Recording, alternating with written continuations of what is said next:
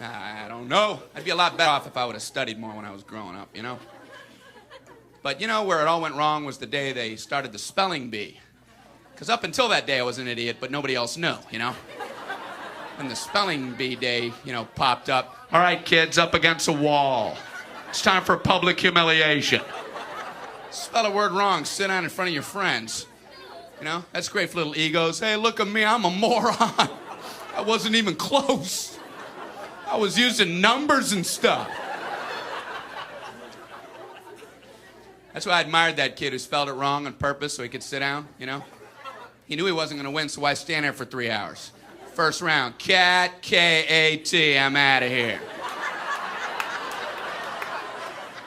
Then as he passed you, I know there's 2 T's.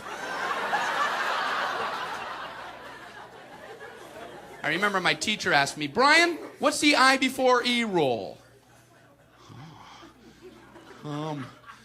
I before E, always.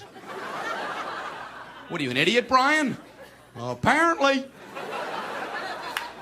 So she explains it, no, Brian, it's I before E, except after C, and when sounding like A, as a neighboring way, and on weekends and holidays, and all throughout May, and you'll always be wrong, no matter what you say. That's a hard rule. That's a rough rule. Plurals were hard, too. Brian, how do you make a word a plural? You put a S. You put an S at the end of it. When? On weekends and holidays. No, Brian, no, let me show you. So she asked this kid who knew everything, Erwin, what is he plural for? Ox. Oxen. The farmer used his oxen. Brian, what? Brian, what's the plural for box? Boxing. I bought 2 boxing of donuts.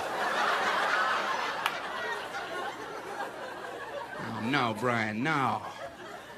Let's try another one. Erwin, what is he plural for? Goose. Geese. I saw a flock of geese. Brian, what? Brian, what's the plural for? Moose. Moosin'. I saw a flock of moosin'. There are many of them, much moosin'. Out in the woods, in the woodsin'. The meat's wanting the food. Food is to eatin', is it? The meat's wanting the food and in the wooding in, is it? And the food in the wooding, is it? Brian. You're an imbecile. Imbecilin'.